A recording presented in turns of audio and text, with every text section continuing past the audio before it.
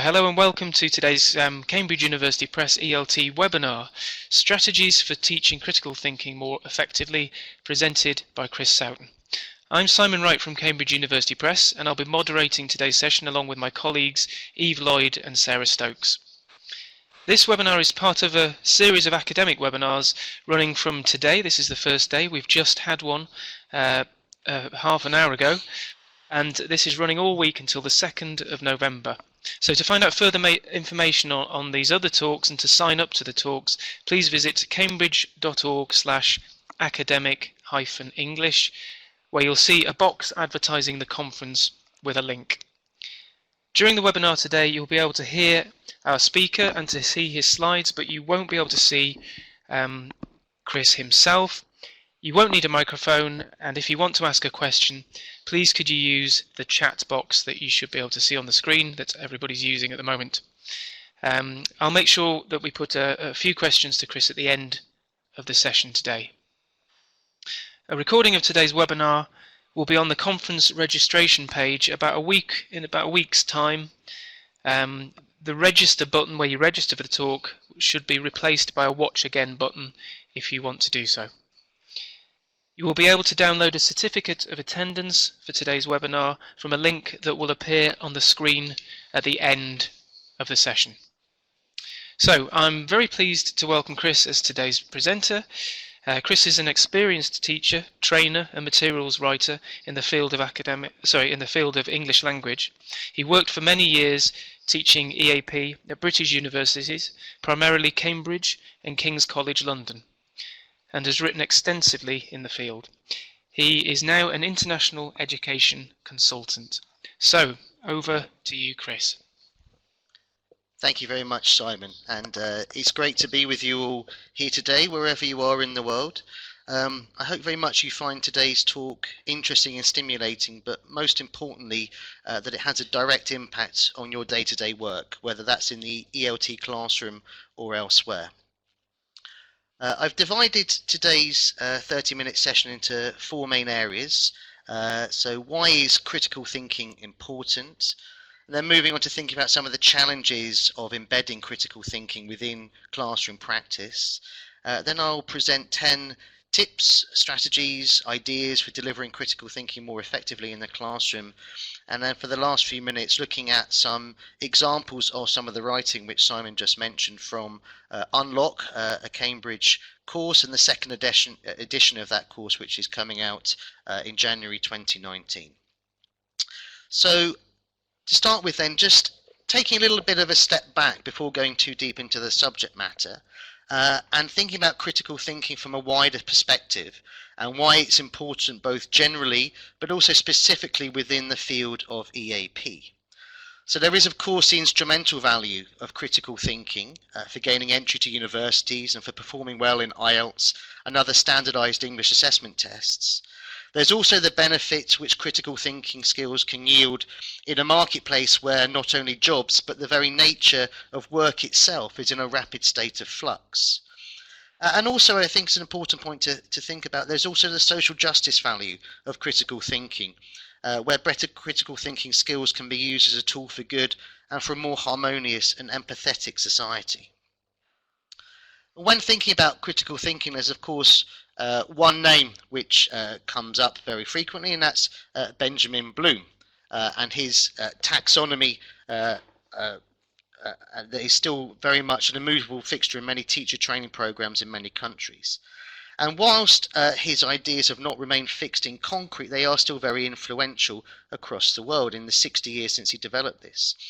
And what I'm going to be referring to specifically within this is the Anderson and Cratwell 2001 revised taxonomy of Bloom, which changes slightly and builds on a lot of the work which he did before.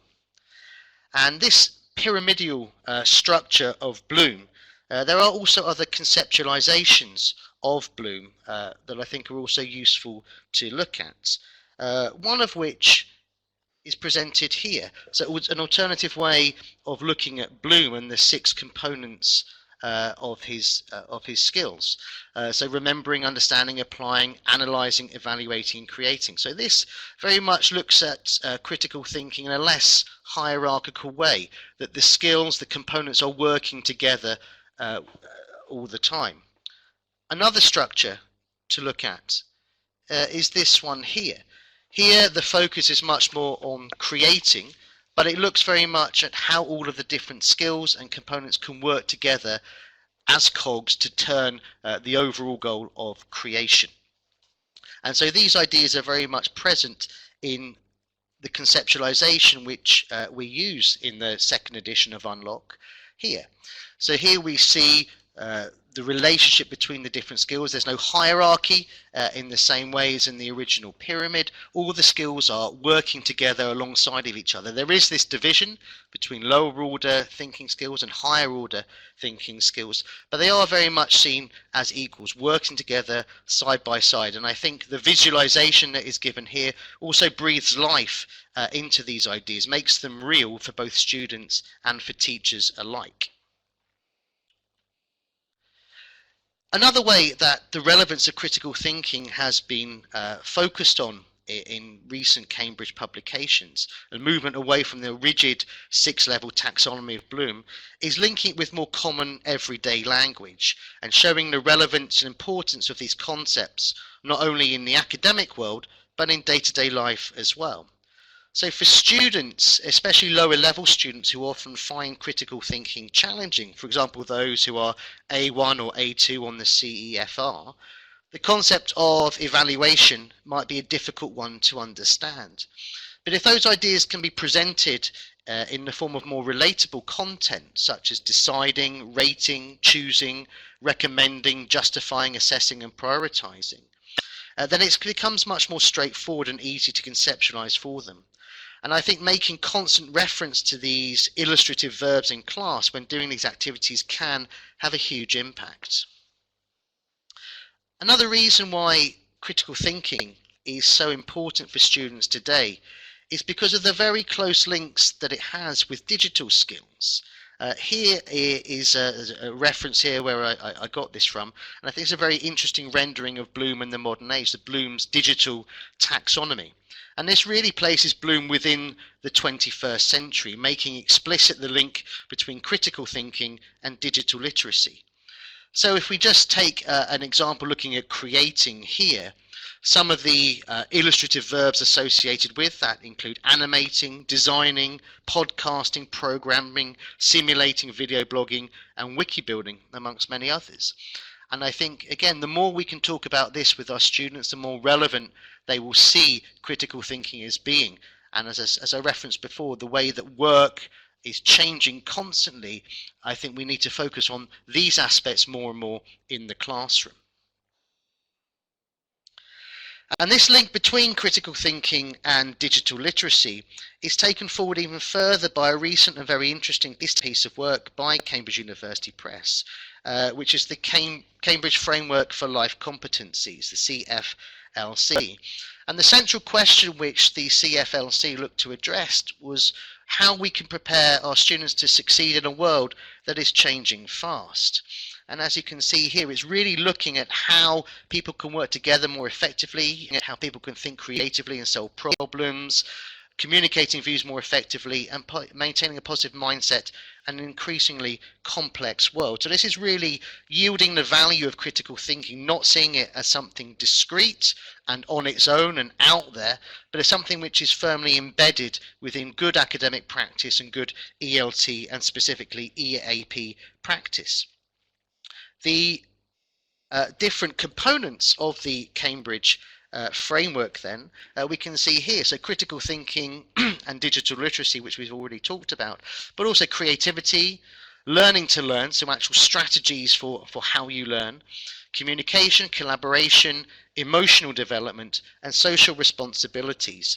So it's really seeing how I think critical thinking is almost a midwife for this, how it brings out a lot of these other aspects that are so important in an EAP classroom. And whilst we haven't got time today to look at this in a lot of detail, this is an overview of the Cambridge Framework for Life Competencies, and a link to where you can have a look at it in more detail. And I do think it's a very interesting document, and it really does, I think, look at the 21st century agenda for ELT and the relevance of what we are doing. And if we look at critical thinking in more specific detail, we can see that it is still very academically robust. The robustness which we find in Bloom is still very apparent. And if we look here, we can see some of those particular skills. Understanding links between ideas, evaluating text, ideas and arguments, synthesizing ideas and information, identifying and prioritizing problems to be addressed, evaluating options, and asking effective questions. So we are looking at what critical thinking can do, not just at what it is, but also the impact which it can have on academic practice and students' actual real lives. So moving on then to the second part of today's webinar, the challenges in embedding critical thinking within classroom practice. So having established this overall importance of critical thinking, one important point to note is that it is also a very challenging thing to do well in a classroom. And this is not a view that's based only on anecdotal evidence, although there is a lot of that, but it has also emerged from a survey undertaken by Cambridge University Press earlier this year of 1,000 English language teachers, a significant percentage of whom taught EAP. And this report will be coming out in the relatively near future, but here's just a few of the initial interesting findings from that. So first of all, from this survey, as I say, of 1,000 English language teachers, 93% strongly agreed or agreed with the statement, "It's important to me that I develop my students' critical thinking skills." So almost universal agreement on this particular point, that critical thinking skills are crucial for students' development. Just a very small handful of people who didn't think that statement was important. But moving on from that, the next interesting finding, only 65%, so just 2/3, strongly agreed or agreed with the statement, "I feel confident in my ability to develop my students' critical thinking skills." And I think this is one of the most interesting findings from this survey, is that whilst there is near universal agreement of the importance of teaching critical thinking and developing those skills, teachers don't feel confident, or a significant minority of teachers don't feel confident in doing that. There is a gap between what people want to do and know is important, but what they are able to deliver. And a third finding here, that 53% strongly agreed or agreed with the statement, "I believe my students want to develop their critical thinking skills." So again, here a slight challenge in that many teachers think that their students aren't interested in critical thinking skills or want to develop them. So again, there's an issue there which needs addressing. I think some of the reasons for this, some of the constraining factors on this, well, first of all, I think there are unrealistic expectations of English language teachers at some points. There's an expectation that English language teachers are able to absorb lots of new things in and I think actually this is one of the successes of our profession, that sometimes we are seen as being so empowering, interactive, student-centered methodology, etc., etc. But professionally speaking, this is also very challenging. I think it can create a rod for our own back as professionals sometimes, that we can just absorb these new things and do them without any additional support, training, or scaffolding. And teachers may not have received training or have any background in critical thinking, and yet they're asked to be doing quite complex things in the classroom, to have a knowledge base that they don't perhaps have. A second challenge, I think, is the attitude of other educational stakeholders. And this can often be management, but also parents, who may feel that the classroom time should be spent on something more immediately beneficial, such as grammar or writing. And for many, critical thinking is not perceived as having a high impact within the classroom. And the third point is about textbooks and materials. And I think although this is in the process of change, teachers are not supported by textbooks, materials, teachers' notes, etc., to really maximize the critical thinking dividend. As I say, I think this is in the process of changing, but I think that is certainly a lot of the feedback I have had historically on this point. Okay, so now we're moving on then more to the classroom itself. So having established the sort of general background, and we're looking at some of the strategies, activities, and approaches through which I think you can maximize critical thinking within your classroom. And one initial point I would just point out is that this is done knowing that teachers are busy and they don't necessarily have time to change and make huge changes within their practice. So I hope lots of these changes will be things that if you like them, if you think they would work in your particular context, that you can just change and add to your portfolio of teaching skills. Again, it's another finding from the critical thinking survey here that half of respondents strongly agreed with the statement, I struggle to find the time to develop effective means to teach critical thinking skills. So again, looking at time sensitive options that you can include into your practice. So the first point I would make is about maximizing the critical thinking in every speaking activity. Speaking tasks can, if not managed well, end up becoming very repetitive, and students just going through the motions rather than seeing them as opportunities to explore the content through the safe space of a second language. There's a huge opportunity for students to explore these different ideas, which I think often they are not given the opportunity to do. We should be pushing students more, challenging them in their speaking activities, pushing them towards the edge of their comfort zone so they can really engage with these subjects in a fundamental and meaningful way. Secondly, acknowledging what students say. Teachers are busy and they've got lots to get through in a lesson. This is a truism wherever in the world you teach. And I think too often, though, when taking feedback, we don't really listen. We don't genuinely listen to what is being said. We're just checking whether it's pronounced correctly. We're not really thinking about the actual content which students are saying. But for the student, this might be a really big deal. They've gone through a long process of thinking about the subject and deliberating about it. So we need to valorize what they say. We need to show also that other students are listening to what they are being said and invite them to comment on and indeed challenge the views which their colleagues present. And doing this, for example, is a very easy way. If you ask students, they have to remember what their colleagues have said, they have to understand it, they have to analyze it and then evaluate it. So the fundamentals of Bloom are really very much present in those sorts of acts. Thirdly, get students to show their workings. Which I don't know if this is universal amongst maths teachers, but certainly in the UK context, when giving an answer to a mathematical problem, students are expected to explain how they arrived at the answer that they did. And I think we can do the same thing in the EAP classroom, getting them to reflect on the process of how they got to their particular answers, of the logical paths that they followed, as well as the ones that they did not. And I think there's also a lot to learn about the logical dead ends which they reach, because this can provide a huge amount of learning opportunity as well. And going through this process can also help to demystify critical thinking as well, to see it as a natural process and to talk about it. The fourth point, push the students to see the world from different perspectives. So when asking a question or working on a course book activity, consider not only asking students to say what they think, but give them a specific position to defend, even if it's one that they don't necessarily agree with. Force them to think about the other side of an argument, and this will help to develop their empathetic skills and to see the world in 360 degrees rather than just from their own perspective. The fifth point, make tasks more collaborative. And I'm thinking here specifically about writing, which lots of EAP students, most EAP students are often scared of, certainly the skill which they are most scared of. But we only see speaking as a collaborative activity, but writing can also be a collaborative activity.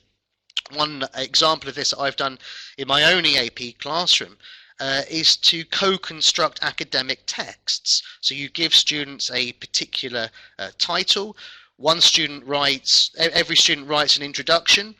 They then pass it on to another student who then must carry on with the next paragraph, and then they pass on to the next student and who writes the next paragraph. So each time they are reading what has come before, understanding what their colleagues have said and developing their argument.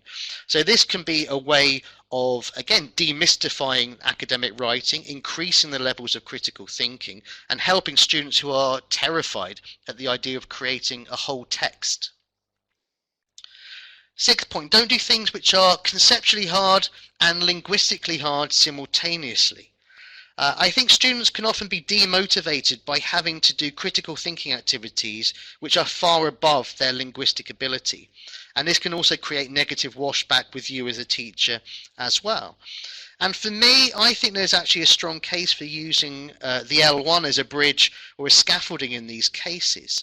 Doing this allows students to rehearse the ideas in their own language before they do it in the L2. Whilst purists may disagree with this approach, and many language teaching establishments may have specific prohibitions against these sorts of practices, my own personal view is that this can have a role, albeit one that has to be carefully managed. Point 7, personalise and show the relevance of critical thinking to students' lives. So linking coursebook material to their actual lives or to the educational institution in which you work. If what you are talking about really means something to your students, or they are more familiar with the content, they are far more likely to be able to be critical of it. 8th point, explicitly deconstruct the critical thinking in your own lesson. After doing critical thinking activities, consider taking a pause and asking students to reflect on what you have just done, why you did it, and what you learned as a result.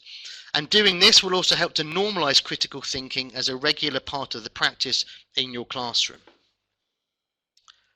The penultimate point, point 9, flip the learning. So flipped learning has become an increasingly common practice in recent years, and with good reason.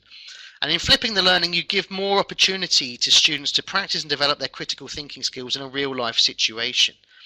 And in an EAP context, there's no reason why this cannot be for both English language content as well as academic content. So one example of what I've done with my own EAP students before is to get them to analyse an academic article in their field in their own time, looking at it in terms of style and pragmatics rather than specifically reading it for content. Deconstructing a text in this way proved very useful for students to understand what an academic text could look like. And then we used the classroom time to be able to talk about that and to share other people's ideas and to look for differences in genre, etc., etc. And the last point then, that teachers and managers then should also be more critical of their own practice. If we are encouraging or demanding that our students be more critical within the classroom, then we have to adopt and normalise these processes within our own institutions. And if the institution itself is not setting a good model in this respect, students are less likely to demonstrate good critical thinking at the classroom level. Okay, so just the final few minutes then, just looking at examples from the Unlock second edition, which I say is coming out in January.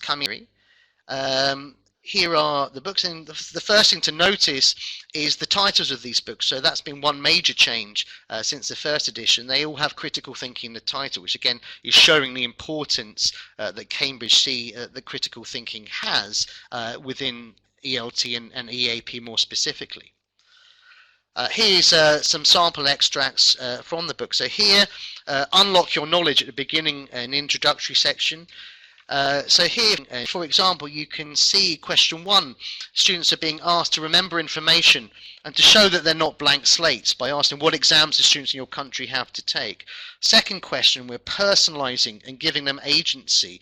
Is there anything in your country's education system which you would like to change? It's the idea that they have the potentially have the power, or that their voice is important in suggesting some of those ideas. Point 3. Analysing the visual and interpreting.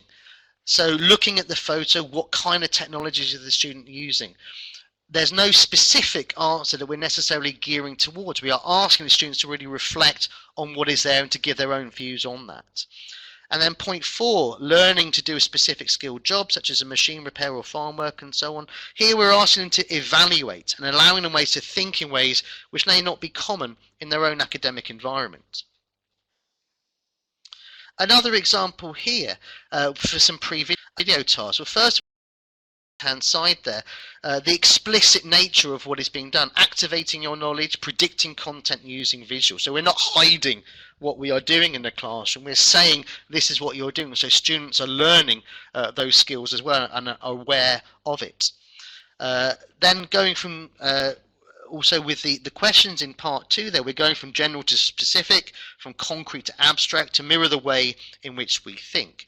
So we're going from question 1, what do all these pictures have in common? to question 4, what do you think the machine in the last picture is making? So we're following those normal logical processes, and that's being mirrored in the way that the questions are asked as well. A more example here. Here, compare your answers with a partner, add any useful points to your own list. And then question 4, compare your answer with a partner, do you agree or disagree? So we're really getting the students to think about what each other is saying, and then to make changes to their own practice as we go forward. Just a couple of slides to go. So some people avoid paying tax to save money. Consequently, many groups have criticised banks' excessive risk-taking as a result of this. Again, here we're giving students to think about things that they may not historically have been able to do. They're really asking them to think about what they know and what their own position is on this, inviting them to share their views in a quite a challenging way. And then this last one here is just looking at the different types of collaborative work that you could do for writing as well, as I mentioned before.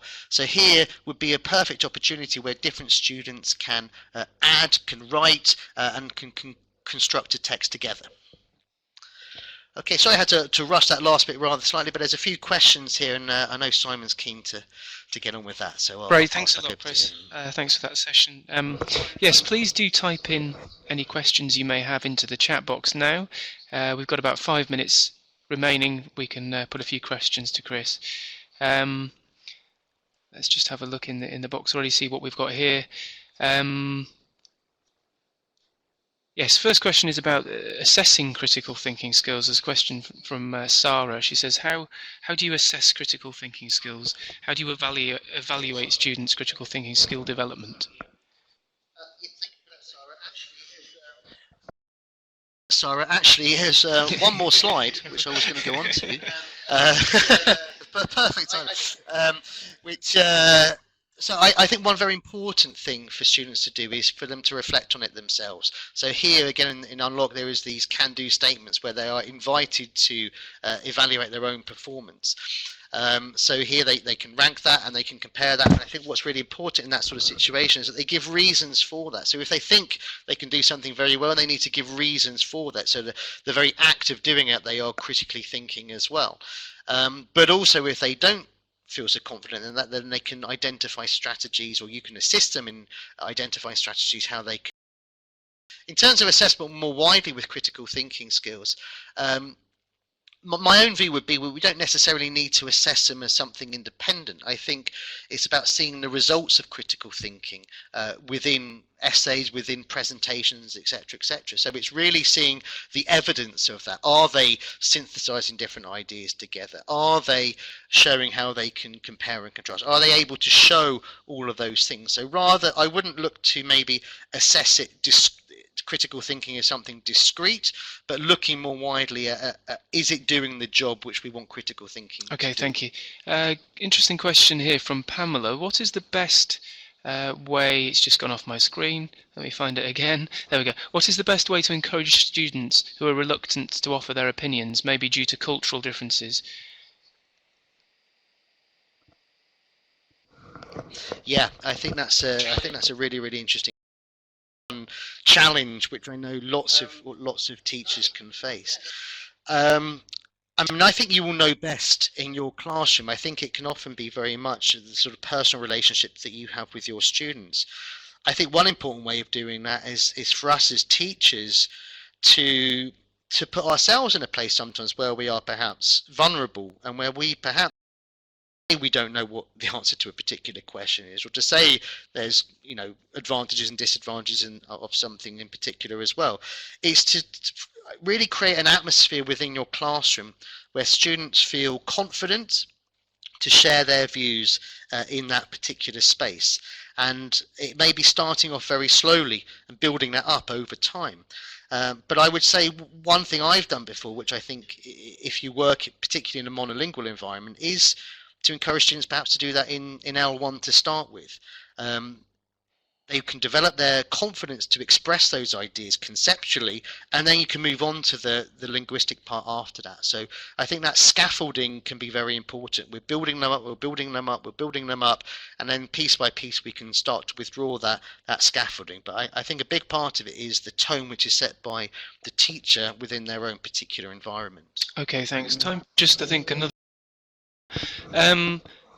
similar-ish sort of question. How would you develop critical thinking skills among students who all share the same LA and educational background?